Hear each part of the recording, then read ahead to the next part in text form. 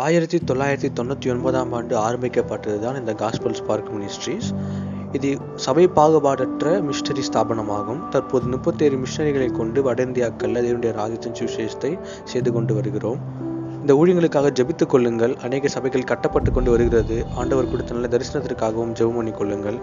கர்த்தர் உங்களுக்கு ஏவினால் கொடுத்து தாங்குங்கள். கர்த்தர் உங்களை ஆசீர்வதிப்பாராக.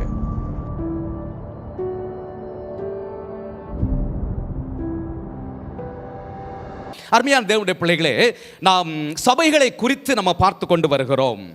இன்றைக்கு பிலதெல்பியா சபையை குறித்து நம்ம தியானிக்க போகிறோம். அருமையான தேவனுடைய பிள்ளைகளே, ஜெபத்தோடு கூட எதிர்பார்ப்போடு கூட இருங்க. ஹல்லேலூயா. சந்தோஷமா? Okay, right. ஒரு வசனத்தை வாசிப்போம். வெளிப்படுத்தின விசேஷம் 3ஆம் அதிகாரம் 7ஆம் வசனம். வெளிப்படுத்தின விசேஷம் 3ஆம் அதிகாரம் 7ஆம் வசனம்.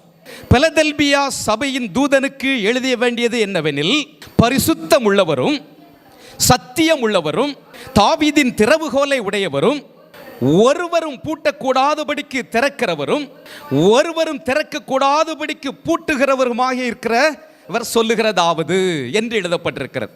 அருமையான தேவனுடைய பிள்ளைகளை, ஒவ்வொரு சபையை குறித்தும் ஒரு அழகான திட்டத்தோடு கூட ஆண்டவர் இந்த காரியத்தை அங்கே சபைகளுக்கு சொல்லுகிறதை பார்க்கிறோம். நான் ஒவ்வொரு முறையும் ஞாபகப்படுத்தி கொண்டே வருகிற காரியம்தான். முதலாவது, ஒவ்வொரு சபைக்கும் தான் யார், எப்படிப்பட்டவர் என்பதை ஆண்டவர் வெளிப்படுத்துகிறார். ஒவ்வொரு சபைக்கும் வெளிப்படுத்துகிற, தன்னை குறித்து வெளிப்படுத்துகிற காரியங்கள் வித்தியாசமாக இருக்கிறதை பார்க்க முடிகிறது. இதுக்கு முன்பதாக 5 சபைகளுக்கும் ஆண்டவர் தன்னை உருவகப்படுத்தி வெளிப்படுத்துகிறார். எபேசு சபைக்கு அவர் தன்னை வெளிப்படுத்தும் பொழுது 7 நட்சத்திரங்களை தம்முடைய வலதுகரத்தில் ஏந்தி கொண்டு 7 பொன் குத்து விளக்குகள் மத்தியில் உலாவிக் கொண்டிருக்கிறவர். மனக்கண்களை யோசித்து பாருங்கள், அவருடைய உருவகம் வித்தியாசமானது. சிமிர்னா சபைக்கு ஆண்டவர் தன்னை வெளிப்படுத்தும் போது சொல்லுகிறார், முந்தினவரும் பிந்தினவரும் மரித்து பிழைத்திருக்கிறவர் என்று சொல்லுகிறார். பெர்கமு சபைக்கு சொல்லும் பொழுது இருபுறமும் கருக்குள்ள பட்டயத்தை உடையவர், மகாபயங்கரமான ஒரு உருவகம். தியத்ரா சபைக்கு அக்கினி ஜுவாலை போன்ற கண்கள், பிரகாசமான வெண்கலம் போன்ற பாதங்களும் உள்ளவர். இமேஜின் பண்ணி பார்த்தீங்கன்னா பயப்படக்கூடிய தக்க ஒரு உருவகம்.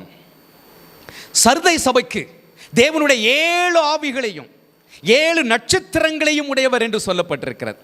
ஆனால் இந்த 6வது சபையாக இந்த பிலதெல்பியா சபைக்கு ஆண்டவர் தன்னை வெளிப்படுத்தும் பொழுது தன்னுடைய குணங்களை ஆண்டவர் வெளிப்படுத்துகிறார். ஹல்லேலூயா. தன்னுடைய குணாதிசயத்தை வெளிப்படுத்துகிறார். ஆண்டவராக இயேசு கிறிஸ்துவுடைய குணாதிசயங்களை பட்டியல் போட்டு நம்ம சொல்லணும்னா ஏராளமாக இருக்கிறது. ஆனால் இங்கே அவர் சொல்லும் பொழுது மிகவும் குறிப்பிடத்தக்க அவசியமான முக்கியமான சில காரியங்களை மாத்திரம் சொல்லுகிறார். அதுல ஒன்று, பரிசுத்தம் உள்ளவர். ஹல்லேலூயா. பரிசுத்தம் உள்ளவர். இயேசு கிறிஸ்து இந்த உலகத்தில் வாழ்ந்த நாட்களில் கூட அவரை விரல் நீட்டி குற்றப்படுத்துவதற்கு ஒருவராலும் கூடாதிருந்தது. சதுசேயர், பரிசேயர், வேத பார்கர்கள், வேதத்தை கற்று தேர்ந்தவர்கள் இயேசுவை சுற்றி சுற்றி வந்தார்கள் என்று வேதத்தில் எழுதப்பட்டிருக்கிறது. எதற்கு சுற்றி சுற்றி வந்தார்களாம்? அவருடைய வாயிலிருந்து வருகிற வார்த்தையில குற்றம் கண்டுபிடிப்பதற்காக அவரை சுற்றி சுற்றி வந்தார்களாம். குற்றம் கண்டுபிடிக்க முடிந்ததா? நியாய சாஸ்திரிகள் வந்தார்கள், குற்றம் கண்டுபிடிக்க முடியவில்லை. அவரை குற்றப்படுத்துவதற்கு ஒருவராலும் கூடாது இருந்தது. காரணம் என்ன? அவர் பரிசுத்தமுள்ள தேவன். ஹல்லேலூயா. அந்த பரிசுத்தமுள்ள தேவனை ஆராதிக்கிற, அந்த பரிசுத்தமுள்ள தேவனுக்கு ஊழியம் செய்வதற்கு நம்மை அர்ப்பணித்து இருக்கிறோமே, நம்முடைய வாழ்க்கை எப்படி இருக்க வேண்டும்? நான் பரிசுத்தராய் இருக்கிறதை போல நீங்களும் பரிசுத்தராய் இருங்கள் என்றும், நான் பரிசுத்தராய் இருக்கிறதை போல நீங்களும் உங்கள் நடக்கைகள் எல்லாவற்றிலும் பரிசுத்தராய் இருங்கள் என்றும் அவர் நம்மை பார்த்து சொல்லுகிறார். அவர் பரிசுத்தமுள்ள தேவன் என்பதை இந்த பிலதெல்பியா சபைக்கு அவர் வெளிப்படுத்துகிறதை பார்க்கிறோம். இரண்டாவதாக, சத்தியம் உள்ளவர். மாசற்றவர் மாத்திரமல்ல, சத்தியம். இன்றைக்கு உலகத்தில் மனிதர்கள் எத்தனையோ சத்தியங்களை போதிக்கிறார்கள். ஆனால் இயேசு என்கிற சத்தியம் எல்லா காலத்திலும் மாறாதவைகள். ஹல்லேலூயா. எக்காலத்துக்கும் பொருந்தக்கூடியவைகள் அவருடைய சத்தியங்கள். மூன்றாவது, தாவீதின் திறவுகோலை உடையவர். அவர் பூட்டினா யாராலும் திறக்க முடியாது, அவர் திறந்தால் யாராலும் பூட்ட முடியாது. சர்வ வல்லமையுள்ள தேவன். ஏசாயா 22ஆம் அதிகாரம் 22லையும் இந்த வசனம் சொல்லப்பட்டிருக்கிறது. தாவீதுடைய திறவுகோலை அவனுடைய கழுத்தில் வைப்பேன் என்று சொல்லப்பட்டிருக்கிறது. அருமையான தேவனுடைய பிள்ளைகளே, இந்த பிலதெல்பியா சபைக்கு ஆண்டவர் தன்னுடைய குணாதிசயத்தை, அவர் பரிசுத்தமுள்ளவர் என்பதையும் அவர் சத்தியமுள்ளவர் என்பதையும் அவர் வெளிப்படுத்துகிறார். அடுத்த வசனத்தை வாசிக்கிறேன். உன் கிரியைகளை அறிந்திருக்கிறேன். எல்லா சபைக்கும் சொல்லுகிறாரா? எல்லா சபைக்கும் சொல்லுகிறார், உன் கிரியை அறிந்திருக்கிறேன், உன் கிரியை அறிந்திருக்கிறேன் என்று. இந்த பிலதெல்பியாவுடைய கிரியை என்ன? உனக்கு கொஞ்சம் பலன் இருந்தும் நீ என் நாமத்தை மறுதலியாமல் என் வசனத்தை கை கொண்டபடியினாலே இதோ திறந்த வாசலை உனக்கு முன்பாக வைத்திருக்கிறேன், அதை ஒருவனும் பூட்ட மாட்டான். இந்த வசனத்தை நம்ம வாக்குத்தத்தமாக பல நேரங்களிலே ஜெபத்திலே நம்ம சொல்வதுண்டு. திறந்த வாசலை உனக்கு முன்பதாக வைத்திருக்கிறேன், அதை ஒருவனும் பூட்ட மாட்டான் என்று சொல்லி. ஆனால் நமக்கு முன்பதாக ஆண்டவர் திறந்த வாசலை வைக்க வேண்டும் என்றால் இந்த பிலதெல்பியா சபையானது எப்படி இருந்ததோ அப்படி நீங்களும் நானும் இருக்க வேண்டியது அவசியம். நான் அடிக்கடி சொல்வது உண்டு, எந்த ஒரு வாக்குத்தத்தமும் முன்பதாகவோ பின்பதாகவோ ஒரு கட்டளையை ஏந்தி நிற்கும். அந்த கட்டளையை நாம் கடைபிடிக்கும் பொழுது, அந்த கட்டளையை நாம் நிறைவேற்றும் பொழுதுதான் அந்த வாக்குத்தத்தத்தின் ஆசீர்வாதத்தை நம்ம பெற்றுக்கொள்ள முடியும். நம்முடைய வாழ்க்கையில் ஆண்டவர் திறந்த வாசலை வைக்க வேண்டும் என்றால் நம்முடைய வாழ்க்கையில் எப்படி இருக்கணும்? இந்த பிலதெல்பியா சபை எப்படி இருந்ததோ அப்படி இருக்க வேண்டும். 5 சபைகள், இதுக்கு முன்னாடி நம்ம பார்த்த 5 சபைகளுக்கும் அந்த கிரியையை சொல்லிவிட்டு அவருடைய குறையை ஆண்டவர் சுட்டி காட்டியிருக்கிறார். அந்த குறையிலிருந்து நீ மனம் திரும்பினால் என்ன ஆசீர்வாதம் என்பதையும் ஆண்டவர் சுட்டி காட்டினார். மனம் திரும்பாத பட்சத்தில் என்ன தண்டனை உனக்கு வரும் என்பதையும் ஆண்டவர் எச்சரிக்கையாக சொன்னார். ஆனால் இந்த பிலதெல்பியா சபையை குறித்து சொல்லும் பொழுது, உன் கிரியை நான் அறிந்திருக்கிறேன், உனக்கு கொஞ்சம் பலன் இருந்தும் என் நாமத்தை நீ மறுதலியாமல் இருந்தாய் என்று சொல்லப்பட்டிருக்கிறது. இந்த பிலதெல்பியா சபையை பற்றி குறை ஆண்டவர் எங்கேயுமே சொல்லவில்லை. ஹல்லேலூயா. இந்த சபை மாதிரி நம்ம சபை இருக்கணும்னு வாஞ்சை இருக்குதா? இருக்கணும் இல்ல? ஆமாம். அப்படிப்பட்ட சபையைத்தான் ஆண்டவருடைய வருகையில் அவர் எடுத்துக்கொள்வார். அப்படின்னா நம்ம சபை கட்டிடமா? இல்லை, நீங்களும் நானும் தான் சபை, நீங்களும் நானும் தான். இந்த பிலதெல்பியா சபையை போல நம்முடைய வாழ்க்கையை நம்ம அமைத்து கொள்ளும் பொழுது நம்முடைய வாழ்க்கை அவருக்கு பிரியமுள்ள ஒரு வாழ்க்கையாக இருக்கும், அவரை மகிமைப்படுத்துகிற ஒரு வாழ்க்கையாக இருக்கும், அவர் எதிர்பார்க்கிற ஒரு வாழ்க்கையாக இருக்கும். அவரை போல சத்தியத்தையும் பரிசுத்தத்தையும் வெளிப்படுத்துகிற ஒரு சபையாக நாம் காணப்படுவோம். அப்பொழுது அவர் வரும் பொழுது நாம் எடுத்துக்கொள்ளப்படுவோம். ஹல்லேலூயா. இந்த இடத்துல நான் இன்னும் கொஞ்சம் ஆழமாக உங்களோடு கூட நான் தியானிக்க வேண்டும் என்று விரும்புகிறேன். கொஞ்சம் பலன் இருந்தும், கொஞ்சம் பலன் இருந்தும். சிலர் சொல்லுவாங்க, எனக்கே கொஞ்சம் தான் இருக்கு பிரதர், இல்லை எனக்கே பலன் இல்லை, என்ன எவ்வளோ நாள் ஓடுறது, எனக்கே இல்லை. ஆனால் ஆண்டவர் எதிர்பார்க்கிறது என்ன தெரியுமா? உன்கிட்ட என்ன இருக்குதோ அதை கொடு. இல்லை, என்ன இருக்குதோ அதை கொடு. அதை தான் ஆண்டவர் எதிர்பார்க்கிறார். கொஞ்சம் பலன் இருக்குதா, அந்த பலனை கூட என்கிட்ட கொடு. பைபிளில் நிறைய சம்பவங்களை நம்ம வாசிக்க முடிகிறது. தன்கிட்ட இருக்கிறதை கொடுக்கும் பொழுது ஆண்டவர் அதை வர்த்திக்க பண்ணார், ஆசீர்வதித்தார். ஆனால் எனக்கு எனக்கு எனக்குன்னு வச்சிருக்கிற எந்த ஒரு காரியத்தை ஆண்டவர் ஆசீர்வதிக்கவே இல்லை. ஒரே ஒரு சம்பவத்தை மாத்திரம் உங்களோட நான் பகிர்ந்து கொள்ள போகிறேன்.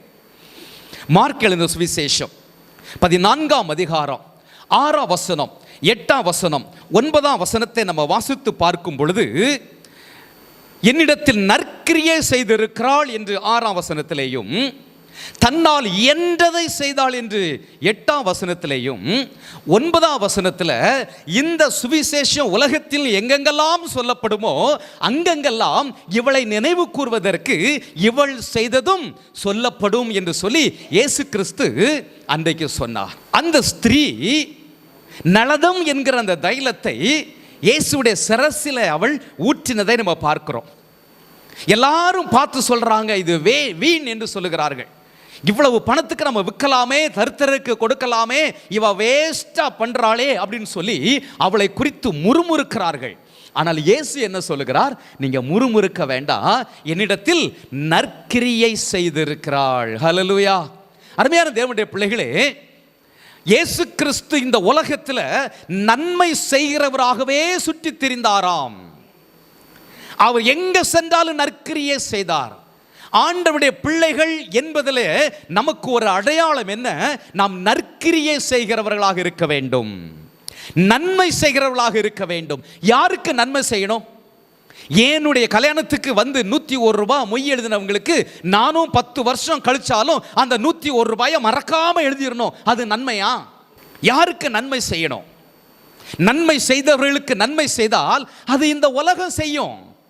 நீங்க நன்மை செய்தா திருப்பி செய்வாங்க. அது இந்த உலக வழக்கம், மனிதனுடைய இயல்பு. நன்மை செய்யாதவர்களுக்கும் நான் நன்மை செய்ய வேண்டும், இது ஒரு படி. ஆனால் இயேசுவுடைய போதனை என்ன? தீமை செய்தவர்களுக்கும் நன்மை செய்ய வேண்டும். நன்மைக்கு நன்மை செய்வது மனிதனுடைய இயல்பு. ஆனால் இயேசுவுடைய இயல்பு என்ன? தீமைக்கும் நன்மை செய்வது. இன்னொன்று இருக்கிறது, நன்மைக்கு தீமை செய்வது. அது பிசாசனுடைய குணம்.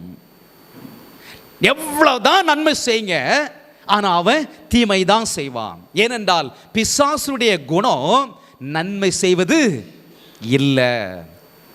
நன்மைக்கு நன்மை செய்வது மனுஷனுடைய இயல்பு, நன்மைக்கு தீமை செய்வது பிசாசனுடைய குணம். ஆனால் தீமைக்கும் நன்மை செய்வது இயேசுவுடைய குணம். ஹல்லேலூயா. நம்ம ஆண்டவருடைய பிள்ளைகள் என்பதை நற்கிரியைகள் மூலமாக தான் இந்த உலகத்திற்கு நம்ம வெளிப்படுத்த வேண்டும். இவள் தன்னால் இயன்றதை செய்தாள். அவள்கிட்ட இருக்கிறது அந்த ஒண்ணுதான். அதை ஆண்டவருடைய நாம மகிமைக்காக அங்கே அவள் ஊற்றிவிட்டாள். பார்வைக்கு அது வீணாக தெரிகிறது மற்றவருடைய பார்வைக்கு. ஆனால் இயேசு சொல்லுகிறார், என்னிடத்தில் நற்கிரியை செய்திருக்கிறாள்.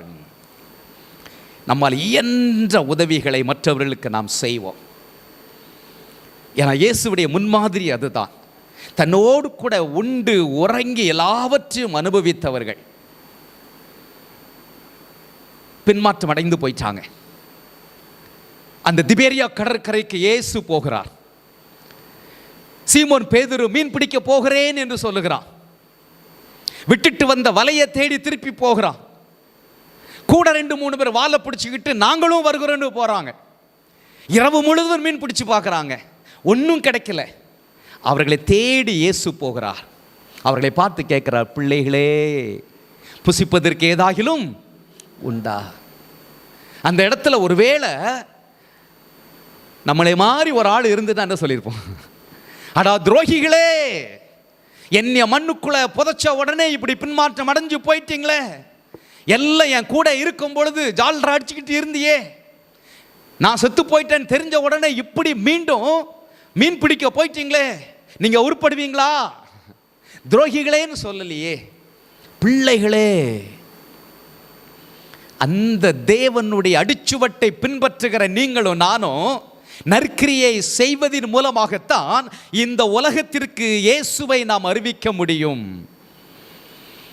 இன்றைக்கு ஒரிசா மாநிலத்தில் நாங்கள் ஊழியம் செய்து கொண்டிருக்கிறோம்.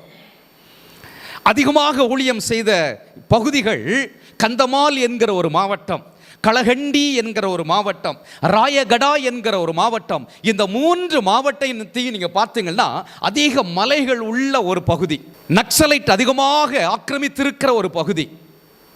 ஆனால் தமிழ்நாட்டிற்கு எப்போ சுவிசேஷம் வந்ததோ அதே நாட்களிலே, அதே ஆண்டுகளிலே, அந்த 18ஆம் நூற்றாண்டுகளிலே அங்கேயும் சுவிசேஷம் போயிருக்கிறது. இன்றைக்கு எத்தனையோ கிராமங்களுக்கு போக்குவரத்து வசதி இல்லை, ரோடு வசதி இல்லை, கரண்ட் வசதி இல்லை. இன்றைக்கும் அப்படித்தான் இருக்கிறது. அப்போ 18ஆம் நூற்றாண்டிலே எவ்வளவு பின்தங்கிய ஒரு கிராமமாக இருந்திருக்கும் அந்த மலைப்பகுதி. யோசித்து பாருங்கள். அன்றைக்கு வெளிநாட்டில் இருந்து வந்த அந்த மிஷனரிகள் குதிரைகளில் போயிருக்கிறார்கள். அப்படி போயிட்டு ஊழியம் செய்து அநேக சபைகளை ஸ்தாபித்து இருக்கிறார்கள். இன்றைக்கும் கனடியன் பேப்டிஸ்ட் சர்ச்சஸ் நிறைய இருக்கிறது. கனடியன் பேப்டிஸ்ட் மிஷனரிஸ் தான் அங்கே வந்து ஊழியங்கள் அதிகமாக செய்திருக்கிறார்கள். ஆண்டவருடைய சுவிசேஷத்தை அறிவித்திருக்கிறார்கள், சபையை நாட்டியிருக்கிறார்கள். ஆனால் நற்கிரியையை அவர்கள் செய்யவில்லை. ஒரு பள்ளிக்கூடம் கிடையாது, ஒரு ஆஸ்பத்திரி கிடையாது, ஒரு டெய்லரிங் கிடையாது, வாழ்வாதாரத்துக்கு எதையுமே அவர்கள் செய்யவில்லை. ஆகவே தான் அந்த பகுதிகள் முன்னேறவே இல்லை. இன்னைக்கு தமிழ்நாடு அதே 18ஆம் நூற்றாண்டில் தான் சுவிசேஷம் இங்கேயும் அறிவிக்கப்பட்டது. இங்க வந்த எல்எம்எஸ் மிஷனரிகள், சிஎம்எஸ் மிஷனரிகள், எஸ்பிஜி மிஷனரிகள், ஆங்கிலிக்கன் மிஷனரிகள் சுவிசேஷத்தோடு கூட சமுதாய பணிகளையும் செய்தார்கள், நற்கிரியை செய்தார்கள். ஹல்லேலூயா. அதனால தான் இங்க தமிழ்நாடு வளர்ச்சிக்குள்ள வந்தது.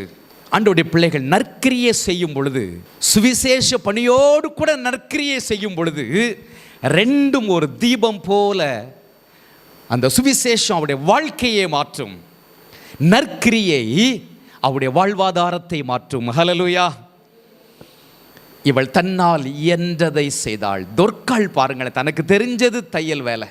அவள் இறந்த உடனே அவள் தச்சு கொடுத்த உடுப்பெல்லாம் போட்டுட்டு வந்துதான் பேதுருட்ட சொல்கிறாங்க, இது தொர்க்காளக்கா செய்து கொடுத்தது, தச்சு கொடுத்தது. பெருமையாக சொல்லியிருப்பாங்க இல்லையா?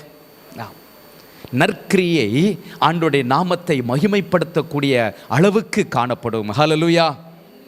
சுவிசேஷம் ஒரு பக்கம் அறிவிக்க வேண்டும், நற்கிரியை இன்னொரு பக்கம் நாம் செய்ய வேண்டியது அவசியம். தொடர்ந்து நம்ம வாசிக்கொண்டே வரும் பொழுது 9ஆம் வசனம், இதோ யூதர் அல்லாதிருந்தும் தங்களை யூதர் என்று பொய் சொல்லுகிறவர்களாகிய சாத்தானுடைய கூட்டத்தாரில் சிலரை உனக்கு கொடுப்பேன் என்று அங்கே சொல்லப்பட்டிருக்கிறது.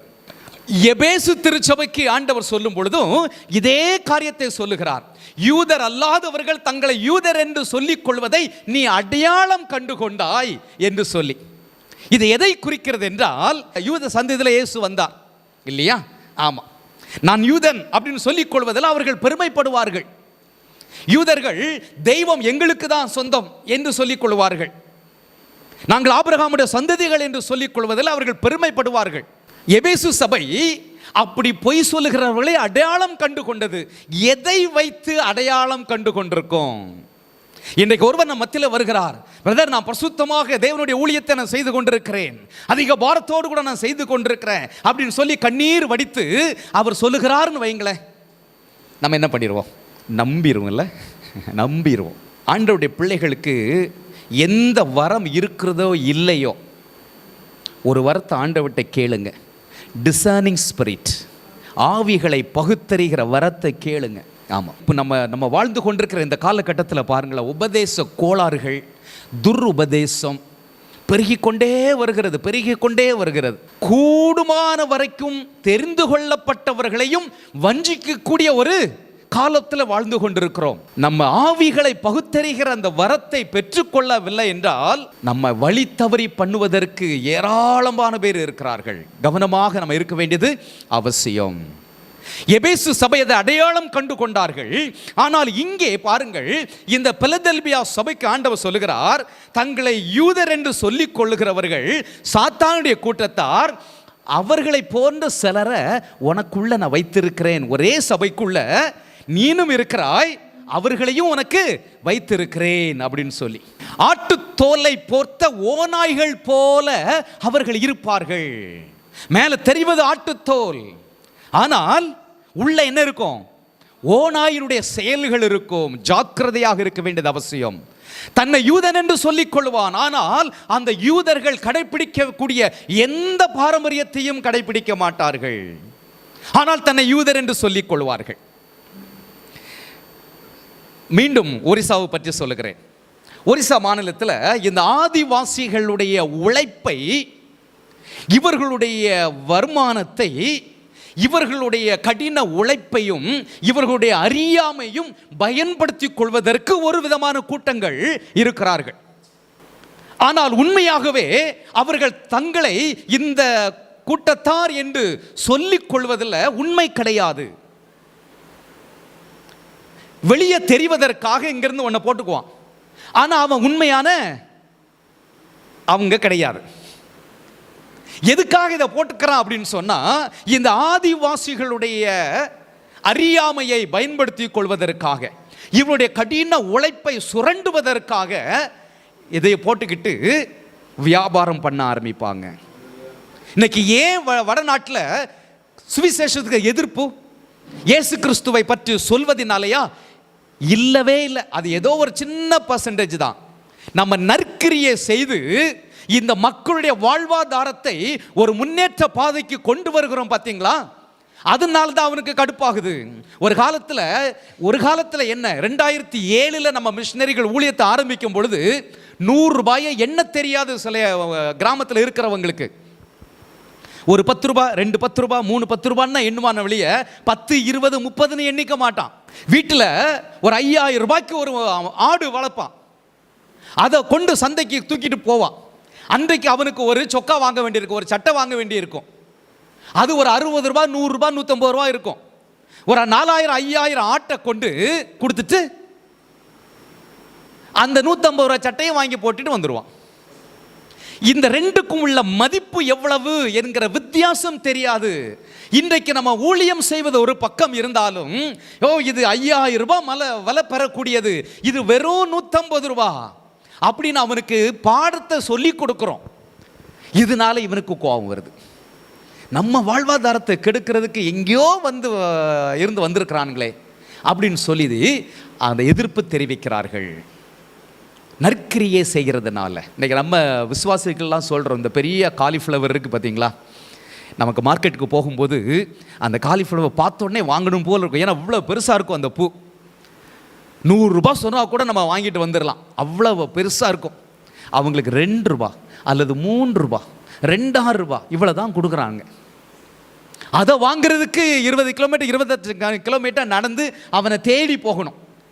அவன் எடுத்துகிட்டு போகிற அந்த ஜீப்பில் கூட கூட்டிகிட்டு போக மாட்டான். ஸோ இப்படி தான் நிலைமைகள் இருக்கிறது. இன்றைக்கி நம்ம விசுவாசிகிட்ட சொல்கிறோம், உனக்கு நடக்கிறதுக்கு கஷ்டம் கிடையாது, சம தூக்கி நடப்பதற்கு நீ சளைச்சவன் அல்ல. வாரத்தில் ஒரு 4 நாள் ஒரு 10 பூவை வெட்டு கோணிகளை கட்டிட்டு தலையை தூக்கி வச்சுட்டு டவுனுக்குள்ளே போய் விற்றுட்டு வா, இப்படி நம்ம சொல்லி கொடுக்குறோம் இல்லை?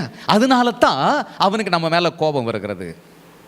நற்கிரியை மனிதனுடைய வாழ்வாதாரத்தை மாற்றும். இயேசு கிறிஸ்துவுடைய சுவிசேஷம் மனிதனுடைய வாழ்க்கையை மாற்றும். யூதர் அல்லாதிருந்தும் தங்களை யூதர் என்று பொய் சொல்லக்கூடியவர்கள் சாத்தானுடைய கூட்டத்தார் என்று சொல்லி ஆண்டவர் சொல்லுகிறார். இன்றைக்கு பரிசுத்தம் பரிசுத்தம் பரிசுத்தம் என்று சொல்லி வாயினால சொல்லிக்கொண்டு தங்களுடைய வாழ்க்கையில பரிசுத்தம் இல்லாதவர்கள், ஒரு ஆட்டுத்தோலை போர்த்த ஓநாயை போன்றவர்கள், அவர்களும் இன்றைக்கு கிறிஸ்தவ சமுதாயத்திற்குள்ள திருச்சபைகளுக்குள்ள பின்னி பிணைந்திருப்பதை நாம் பார்க்க முடிகிறது. தேவ ஜனங்கள் அதை அடையாளம் கண்டு கொள்ள வேண்டியது அவசியமாக இருக்கிறது. ஆனால் இந்த பிலதெல்பியா சபையின் விசுவாசிகளைப் போல நாம் வாழ்வோம் என்றால் அவர்களை அடையாளம் கண்டு கொள்ள முடியும். ஒரு நாள் வரும், அவர்களை நம்முடைய பாதப்படியிலே ஆண்டவர் வந்து விழ வைப்பேன் என்று சொல்லி வாக்கு கொடுக்கிறார். அன்றைக்கு அவர்கள் அறிந்து கொள்வார்களா ஆண்டவர் உங்களோடு கூட இருக்கிறார் என்று. ஹல்லேலூயா. காலம் பதில் சொல்லும் இல்ல? ஆமா. ஏமாத்துகிறவ எத்தனை நாள் தான் ஏமாற்ற முடியும்?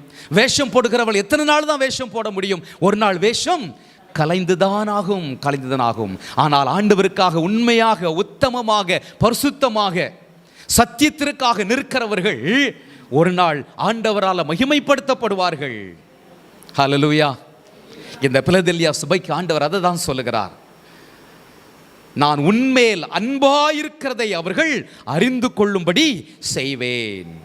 10ஆம் வசனம், என் பொறுமையை குறித்து சொல்லிய வசனத்தை நீ காத்து கொண்டபடியினால் பூமியில் குடியிருக்கிறவர்களை சோதிக்கும்படியாக பூச்சக்கரத்தின் மேல் எங்கும் வரப்போகிற சோதனை காலத்திற்கு தப்பும்படி நானும் உன்னை காப்பேன். ஆண்டவர் வைராக்கியம் உள்ள தேவன்.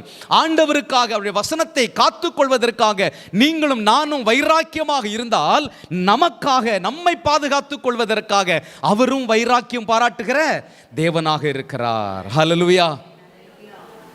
பொறுமை, உபத்திரவம் பொறுமையை கொண்டு வரும் என்று சொல்லி வேதம் சொல்கிறது.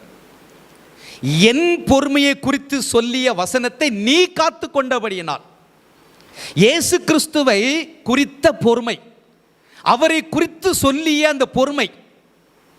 இயேசு எப்படி பொறுமையா இருந்தார்? எது வரைக்கும் பொறுமையா இருந்தார்?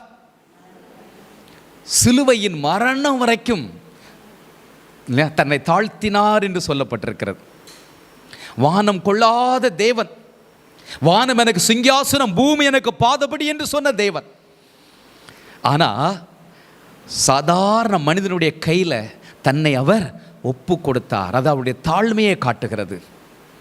தாழ்மை, பொறுமை, சாந்தம், இந்த மூன்றுமே இணையான ஒன்று.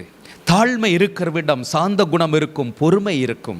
சாந்த குணம் இருக்கிறவிடம் தாழ்மை இருக்கும், பொறுமை இருக்கும். பொறுமை இருக்கிறவர்களுடைய வாழ்க்கையில் சாந்த குணம் இருக்கும், தாழ்மை இருக்கும். இது ஒரு தெய்வீக பண்பு, தெய்வீக பண்பு. நான் சாந்தமும் மனத்தாழ்மையாக இருக்கிறேன் ஆண்டவர் சொல்லுகிறார். தாழ்மை உள்ளவர்களுக்கும் பொறுமையாக இருக்கிறவர்களுக்கும் ஆண்டவர் எப்படி வைராக்கியமா இருக்கிறார் என்று ஒரே ஒரு சம்பவத்தை சொல்லட்டுமா? என்னாகமம் 12ஆம் அதிகாரத்தில் மோசேயை குறித்து மிரியாமும் அவருடைய சகோதரன் ஆரோனும் முறுமுறுக்க ஆரம்பித்தார்கள். ஆண்டவர் அந்த முறுமுறுப்பை கேட்டு 3 பேரையும் கூப்பிடுறாரு ஆசரிப்பு கூடாரத்துக்கு. 3 பேரும் புறப்பட்டு போறாங்க. மிரியாமையும் ஆரோனையும் ஆண்டவர் இன்னும் கூடாரத்துக்குள் அழைக்கிறார். அவங்க 2 பேரும் உள்ள போறாங்க. ஆண்டவர் மேகத்தூணிலிருந்து பேச ஆரம்பிக்கிறார். என்னுடைய தாசனாகிய மோசேயை குறித்து நீங்க இப்படி பேசுவதற்கு உங்களுக்கு பயம் இல்லாமல் போனது என்ன என்று சொல்லி ஆண்டவர் அவர்களோடு கூட பேச ஆரம்பிக்கிறார். இந்த பூமியில் இருக்கிற எல்லா மனிதர்களை காட்டும் சாந்த குணம் உள்ளவன் என்று ஆண்டவர் சொல்லுகிறார். கடைசி என்ன ஆயிடுச்சு? மிரியாமுடைய வாழ்க்கையில் வெண் குஷ்டரோகியாக அவள் மாறிவிட்டாள். ஆரோன் கேட்குறான், தன்னுடைய சொந்த தம்பியை பார்த்து சொல்லுகிறான், ஆயன் ஆண்டவனே, டேய் தம்பி, அக்கா மேல இப்படி ஒரு பழி வர வச்சிட்டியடான்னு சொல்லல, உன்னையெல்லாம் இடுப்புல தூக்கி வளர்த்தனே சொல்லல. தம்பியை பார்த்து சொல்ல, ஆயன் ஆண்டவனே, அவளை குணமாக்கும். நாங்க புத்தினவா செய்த காரியத்தை எங்க மேல சுமத்தாதீரும். ஒரு சாந்த குணம் உள்ளவனுக்காக, ஒரு பொறுமையாக இருக்கிறவனுக்காக, ஒரு தாழ்மையோடு கூட இருக்கிறவனுக்காக ஆண்டவர் வைராக்கியமாக செயல்படுகிற தேவனாக இருக்கிறார். ஆண்டவரை போல பொறுமையாக இருப்போம். சில நேரங்களில் பொறுமையாக இருப்பது கடினமாக இருக்கும், கஷ்டமாக இருக்கும். நம்ம பொறுத்து போக நம்ம தலையில் ஏறி போவதை போல சூழ்நிலையில் கூட வரலாம். ஆனால் பொறுமையாக இருக்கும் பொழுது ஒரு நாள் வரும், ஆண்டவர் நமக்காக வைராக்கியத்தோடு கூட அவர் யுத்தம் பண்ணுகிற தேவன். ஹல்லேலூயா. 11ஆம் வசனம், இதோ சீக்கிரமாய் வருகிறேன், ஒருவனும் உன் கிரீடத்தை எடுத்து கொள்ளாதபடிக்கு உனக்குள்ளதை பற்றி கொண்டிரு. கடைசி பரியந்தம் நமக்குள்ளதை நாம் பற்றி கொண்டிருக்க அழைக்கப்படுகிறோம். கொஞ்ச நாள் நான் ஆண்டவருக்குள்ளே இருந்தேன், இப்போ நான் ஆண்டவருக்குள்ளே இல்லைங்கிற அந்த சூழ்நிலை இல்லை. கடைசி பரியந்தம், மரண பரியந்தம் உண்மையாயிரு, அப்பொழுது ஜீவ கிரீடத்தை தருவேன் என்று வாக்கு கொடுத்திருக்கிற தேவன்.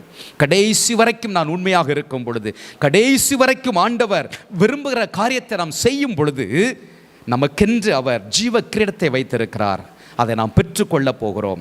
ஜெயம் கொள்ளுகிறவன் எவனோ அவனை என் தேவனுடைய ஆலயத்திலே தூணாக்குவேன். எவ்வளவு பெரிய ஒரு ஆசீர்வாதம் பாருங்கள். அது நின்று அவன் ஒரு காலும் நீங்குவதில்லை.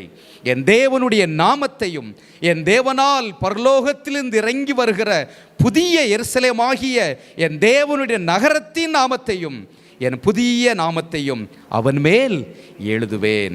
ஆவியானவர் சபைகளுக்கு சொல்லுகிறதை காதுள்ளவன் கேட்க கடவன் என்று எழுது. இன்னொரு ரகசியத்தை புரிந்து கொள்ளுங்கள். ஒவ்வொரு சபைக்கும் எழுதும் பொழுதோ, கடைசியாக முடிக்கும் பொழுது ஆண்டவர் சொல்லுகிறார், ஆரம்பிக்கும் பொழுது இந்த குறிப்பிட்ட சபைக்கு என்று சொல்லி ஒரு சபைக்கு எழுதுவார், ஆனால் முடிக்கும் பொழுது சபைகளுக்கு இல்லை. ஆமாம், ஆகவே இதெல்லாம் அன்றைக்கு ஆசியாவில் இருந்த சபைகளுக்கு மாத்திரமல்ல, இன்றைக்கு இருக்கிற சபையாகிய உங்களுக்கும் எனக்கும். இன்றைக்கு இந்த பிலதெல்பியா சபையை போல பரிசுத்தத்திலே, சத்தியத்திலே நாம் நிலைத்திருப்போம். ஆண்டவரை போல பொறுமையோடு கூட இருப்போம். நமக்கு முன்பதாக அவர் திறந்த வாசலை வைப்பார், அதை ஒருவனும் பூட்ட முடியாது. ஆண்டவர் திறந்தால் அதை பூட்டுபவன் யார்? ஆண்டவர் பூட்டினால் அதை திறப்பவன் யார் ஒருவனும் கிடையாது. ஏனென்றால் அவர் சர்வ வல்லமுள்ள தேவன். நமக்காக அவர் ஜீவ கிரீடத்தை வைத்திருக்கிறார். அதை பெற்றுக்கொள்ளும்படி தொடர்ந்து ஓடுவோம். ஆண்டவர் பெரிய காரியங்கள் செய்வார். சுவிசேஷம் பறைசாற்றப்பட உங்களின் பங்கு என்ன?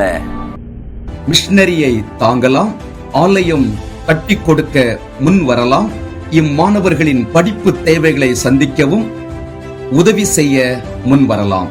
ஆதிவாசி பிள்ளைகளின் வாழ்வு வளம் பெற இலவசமாக பள்ளிகள் நடத்தப்பட்டும் வருகிறது. தொடர்ந்து ஊழியத்தை உங்கள் அனுதின ஜெபத்தாலும் உதாரத்துவமான உங்கள் காணிக்கையாலும் தாங்குங்கள்.